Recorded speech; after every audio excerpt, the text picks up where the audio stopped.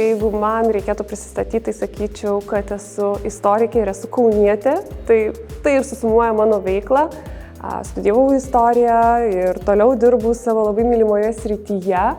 Ir taip, vienas iš mano prisistatymo dėmenų yra būtent kaunietė, nes čia gimiau ir mano tėvai ir seneliai yra kauniečiai, tai galiu didžiuotis, kad tai yra mano miestas ir mano identiteto dalis. Kokia ta mano siauroji domėjimosi kryptis, tai yra Lietuvos didžiosios kunigaikštystės politinė kultūra ir karyba, nes dirbu Vytauto didžiojo karo muziejuje, tai natūraliai nuo kultūros šiek tiek perėjau į karybą ir karybos istoriją. Būsiu aš neoriginali, nes labai daug istorikų savo kelią pradėjo nuo Aleksandro Diuma, nuo Trijų muškietininkų. Aš visą laiką galvojau, kad tai yra pakankamai banali priežastis, bet pakalbėjusi tiek su savo kolegomis, tiek su dėstytojais, net ir skaitydama užsienio garsių istorikų interviu, daug kas sako ir vis tik kaltas Diuma. Aš esu Trys muškietininkai, jų autoriaus būdas interpretuoti istoriją ir padaryti jį gyvą.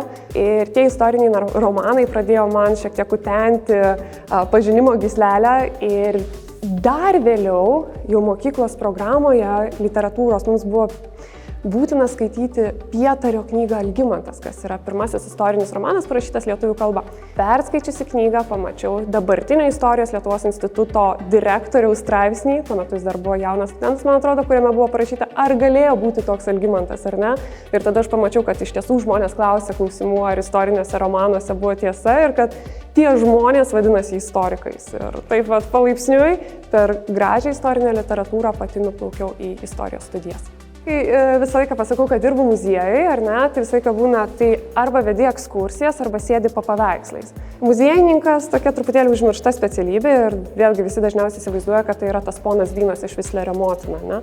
Bet ne, mano kasdienybė, net negalėčiau pasakyti žodžio kasdienybės, nes nėra kažkokių pasikartojančių elementų, tai yra labai vis iš naujo atsinaujinanti specialybė, veikla ir joje nėra jokios rutinos.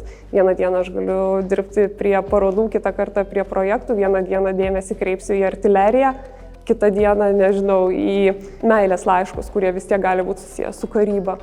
Tai kasdienybės muziejuje tokios rutiniškos nėra. Man kalbėti apie Kauną nešališkai yra be galo sunku, nes tai yra mano miestas ir aš esu įsimylėjusi kiekvieną jo plytą. Bet man atrodo, Kaunas yra būtent tas, kuris įgalina kiekvieną žmogų siekti savo svajonių. Jis turi labai daug ką pasiūlyti, nuo informacinių specialistų iki tų pačių istorikų ir muziejininkų. Retas miestas gali apglėbti ir įgalinti tokią plačią jaunimo skalę. Palinkėčiau atrasti savo aistrą. Ir kada jūs jau atrasite, kas tą jūsų ugnelę kursto ir dirbsite ties tuo, sėkmė ateis pati savaime ir nereikės net stengtis.